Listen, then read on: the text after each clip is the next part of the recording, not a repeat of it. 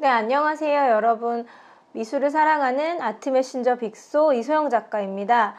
제가 오늘 소개해드릴 화가는 요즘 들어 제가 유독 건강을 자주 걱정하는 그런 작가입니다. 제가 할머니 화가들을 상당히 좋아하는데 그러다 보니까 점점 시간이 흐를수록 건강이 염려되는 작가가 늘어나고 있는 것 같아요. 카르멘 헤레라라는 이름 들어보셨나요? 이미 좋아하시는 분들도 있을 테고 어쩌면 난 처음 듣는데 하시는 분도 있을 텐데요. 추상화가 하면 사실 미국에서는 잭슨 폴락이나 마크 로스코 같은 화가들이 상당히 인기가 많죠. 근데 이 카르멘 헤레라는 2016년 뉴욕의 휘트니 뮤지엄에서 회고전을 하면서 좀 세상에 알려지기 시작한 화가이고요. 그 이전에는 리슨 갤러리에서 전시를 하면서 이제 작품 활동을 했습니다. 카르멘 헤레라는 1915년생이기 때문에 2019년인 지금 한국 나이로 105세가 된 작가입니다. 쿠바에서 기자인 아버지 아래에서 태어나 공부를 하다가 이제 파리로 여행을 갑니다. 근데 이 파리에 가서 글쎄 영어를 가르쳐주던 청년인 제시 로엔탈을 만나게 됩니다. 바로 제시 로엔탈과 사랑에 빠지게 되죠. 그래서 카르멘 헤레라는 그를 따라 이제 뉴욕을 갑니다. 그래서 뉴욕의 맨하탄에 살면서 계속 꾸준히 이제 작업을 했습니다. 근데 이 카르멘 헤레라가요, 평생토록 차가운 추상 작업에 전념을 했는데 90세가 넘은 2000년대 초반에 이제 작품이 처음 팔립니다. 그리고 그때부터 이제 서서히 유명해지기 시작했는데요. 늘 카르멘 헤레라에게 그림을 그려! 라고 응원을 해주던 남편은 그녀가 작품이 팔리기 전인 2000년도에 이제 세상을 떠났다고 합니다. 추상 회화의 대가인 바넨 유먼과도 동료였지만 카르멘 헤레라는 여자였고 쿠바 출신이었고 수줍음이 많은 성격 탓인지 주목받기가 쉽지 않았습니다. 심지어 카르멘 헤레라의 인터뷰를 보면 한 갤러리 오너가 너는 여자이기 때문에 기회를 내가 줄 수가 없어 이런 말을 했다고 하는데요. 그 말을 했던 갤러리 오너도 여자였다고 합니다. 카르멘 헤레라는 당시에 그런 말에 상처를 받았지만 크게 신경 쓰지 않고 묵묵히 자신의 뉴욕 집에서 꾸준히 작업을 한 거죠. 저는 이 사진을 상당히 좋아하는데요. 물론 이렇게 행복하게 눈을 감고 있는 카르멘 헤레라의 표정도 보는 사람들에게 감동을 주고 이 파란색 옷에 뒤에 파란색 배경이 있는데 사실 이 푸른색, 이 셀룰리안 블루가 쿠바 풍경 사진에 되게 자주 보이는 창틀과 벽의 색이라 전 좀 반가운 것 같아요. 2017년 아트데일리와의 인터뷰 중에 카르멘 헤레라가 이런 말을 합니다. 내가 젊을 때는 내가 화가라는 걸 아무도 몰랐습니다. 하지만 이제 사람들은 내가 화가라는 걸 알아요. 나는 너무 오랜 시간을 기다렸습니다.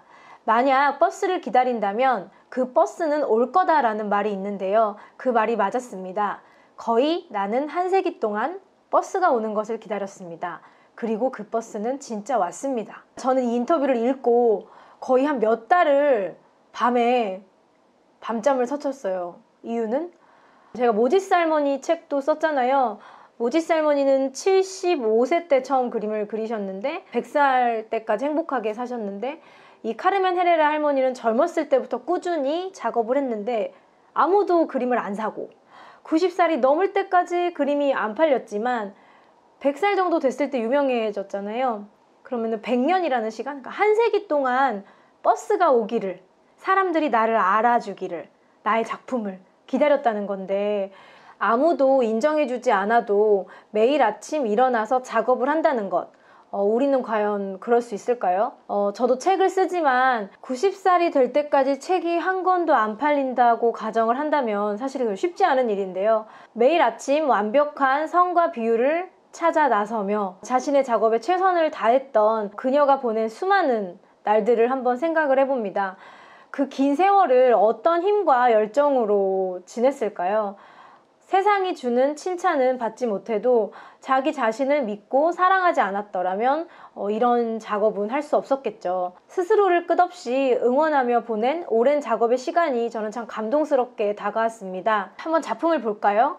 보통 추상화하면 뜨거운 추상, 차가운 추상이 있는데 뜨거운 추상은 칸딘스키나 잭슨 폴락처럼 물감이 막 뿌려져 있고 반듯하다기보다는 좀 자유로운 추상에 많이 쓰는 말이고, 쉽게 말하면 차가운 추상은 몬드리안처럼 좀 각이 딱딱 져 있고 이성적이고 주지적인 그런 추상을 뜻합니다. 카르멘 헤레라의 작품은 상당히 날렵한 선들과 반듯한 각으로 이루어져 있고, 저는 항상 이 할머니가 예각을 잘 쓴다고, 45도 미만의 예각의 대가라고 표현을 하는데, 할머니 작품을 보고 있으면 상당히 차분해져요. 마음이 들쑥날쑥 감정적이다가도 차분해지고 이성적이 되는데, 요즘 인기 많은 스카이캐슬이란 드라마에서도 예서 방에 마음을 차분히 하고 집중력을 높이기 위해서 그 코디 김주영이 몬드리안 작품 걸어놓으라고 하거든요. 그것처럼 이런 차가운 추상 미술은 우리를 좀 이렇게 이성적으로 만들고 집중력 있게 만드는 것 같아요. 이렇게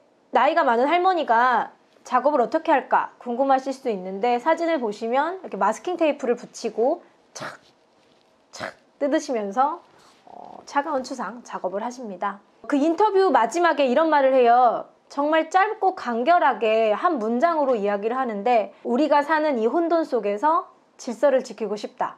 이 말만큼 카르멘 헤레라의 작품을 더 잘 표현하기는 힘들 것 같다고 생각을 합니다. 더불어 이런 말도 하는데요. 어떻게 이렇게 100살이 넘는 나이까지 장수를 했냐 이렇게 물어보니, 장수의 비결에는 특별한 것이 없다. 좋아하는 것을 하라. 그리고 매일 하라.